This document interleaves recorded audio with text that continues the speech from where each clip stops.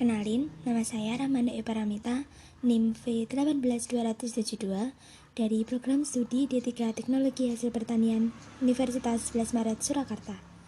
Kali ini, saya akan sedikit menjelaskan beberapa ulasan dari novel yang telah saya baca.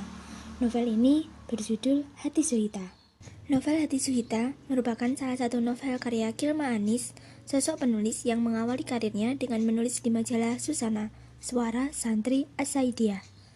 Sebelum menulis novel Hati Suhita, Kilma juga telah menerbitkan beberapa novel dengan judul Jadilah Purnama Kuning, Wigati, dan Lintang Manikworo, yang juga memiliki banyak penggemar. Novel-novel karya Kilma Anis ini terkenal dengan suasana pesantren, karena Kilma Anis sendiri merupakan salah satu gadis yang lahir dan tumbuh di pesantren. Novel Hati Suhita ini berawal dari sebuah cerita bersambung yang ditulis oleh Kilma di laman Facebooknya. Setiap episode yang diposting mendapat antusias yang cukup tinggi dari masyarakat. Akhirnya, pada Maret 2019, novel Hati Suhita ini terbit untuk pertama kalinya. Novel Hati Suhita menceritakan tentang kisah dua insan yang menikah karena perjodohan orang tuanya.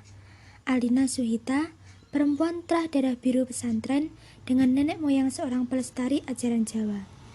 Alina Suhita dijodohkan dengan Gus Biru, putra seorang kiai, teman ayahnya. Sejak MTS, Kiai dan Bunyai Hanam telah berencana untuk menjadikan Alina sebagai menantu tunggal mereka. Orang tua Alina juga sudah setuju dengan rencana tersebut. Bahkan, mereka berdua telah mendoktrin bahwa segala cita-cita dan tujuan hidup Alina hanya untuk pesantren Al-Anwar. Namun, malang nasib Alina. Gus Biru yang kini telah resmi menjadi suaminya tidak memiliki ketertarikan sama sekali kepadanya. Pernikahan itu hanya sandiwara di depan Umi dan abinya. Selama tinggal di rumah, sepasang suami istri ini bagai perang dingin. Tak ada percakapan, tak ada pelukan hangat, bahkan tidur pun juga terpisah. Mereka asing satu sama lain. Gus Biru sibuk dengan dunia penerbitan dan pergerakan. Dan Alina lah yang melakukan semua urusan pesantren. Ia hanya ingin menyenangkan hati mertuanya, termasuk berpura-pura mesra dengan Gus Biru. Meskipun di dalam dadanya, ia menahan lara, menimbun ribuan pertanyaan dan prasangka. Alina Suhita begitu patuh, khas tawadu santri. Baginya, mikul duhur mendem jeru, yang bermakna memajukan kelebihan dan menutupi kekurangan menjadi pegangan yang mutlak ia terima dan akan ia jadikan sebagai pegangan dalam hidupnya. Kesabarannya pun mulai diuji ketika perempuan masa lalu suaminya muncul, kembali menjalin komunikasi layaknya sepasang kekasih. Rengganis, sosok wanita yang selalu menjadi prasangka buruk bagi Alina. Ia tak hanya cantik, tapi juga pintar dan memiliki jiwa aktivis sama seperti Gus Biru. Semangat dan ide-idenya yang baru semakin membuat Gus Biru jatuh hati kepadanya. Dan hanya Rengganislah yang mengerti segala keinginan dan cita-cita Gus Biru. Namun sayang, Rengganis bukan putri kiai. Seberapapun ia berusaha belajar tentang tradisi dan kultur pesantren, atau bahkan sedalam apapun cintanya pada Gus Biru, ia tetap sulit untuk bisa mengambil hati Kiai dan Bunyai Hanum. Alina menyadari bahwa suaminya itu masih berhubungan dengan Rengganis. Meskipun demikian, ia tetap sabar dan tidak pernah mengadukan hal tersebut baik pada orang tuanya maupun mertuanya.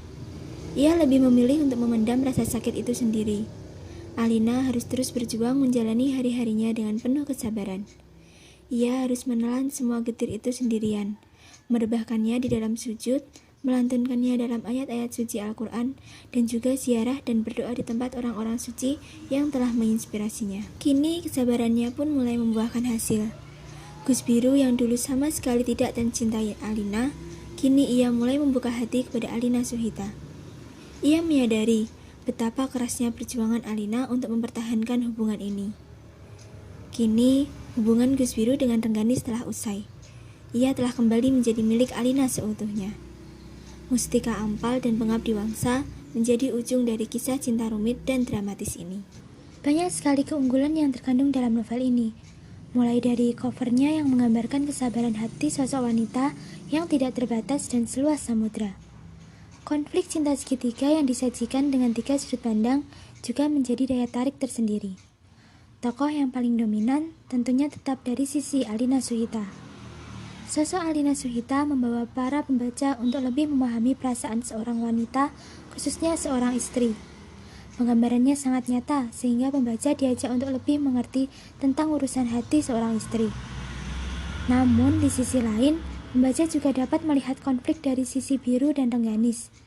Pembagian sudut pandang yang cukup imbang ini membawa pembaca untuk lebih memahami inti permasalahan yang ada dalam cerita. Penggambaran karakter setiap tokoh yang dikombinasi dengan unsur-unsur tradisional menjadi daya tarik tersendiri bagi pembaca. Dengan adanya cerita-cerita wayang yang disuguhkan penulis, dapat menambah wawasan para pembaca mengenai budaya Indonesia, khususnya budaya Jawa yang khas dengan cerita wayang-wayangnya. Tetapi, novel ini juga bukan tanpa kelemahan. Banyaknya pembaca yang mayoritas orang luar Jawa kurang beberapa kalimat yang terdapat dalam novel, karena beberapa kalimat tersebut menggunakan bahasa Jawa. Untuk itu, para pembaca harus membuka glosarium atau mungkin kamus terjemahan untuk mengartikannya terlebih dahulu. Selain itu, penggambaran tokoh yang juga terlalu monoton, di mana semua tokoh bersifat protagonis, baik tokoh utama maupun tokoh pendampingnya. Dengan adanya novel Hati Suhita ini, membuktikan bahwa sebuah cerita fiksi yang berlatar konflik rumah tangga masih memiliki tempat di hati pembacanya. Kesabaran dan ketabahan hati sang tokoh utama dapat menjadi inspirasi bagi para wanita-wanita di luar sana. Novel ini sangat cocok dibaca oleh kalangan remaja maupun orang dewasa. Banyak informasi tentang sejarah dan filosofi adat Jawa yang dapat menambah wawasan para pembacanya. Sekian yang dapat saya sampaikan. Terima kasih telah menonton video ini.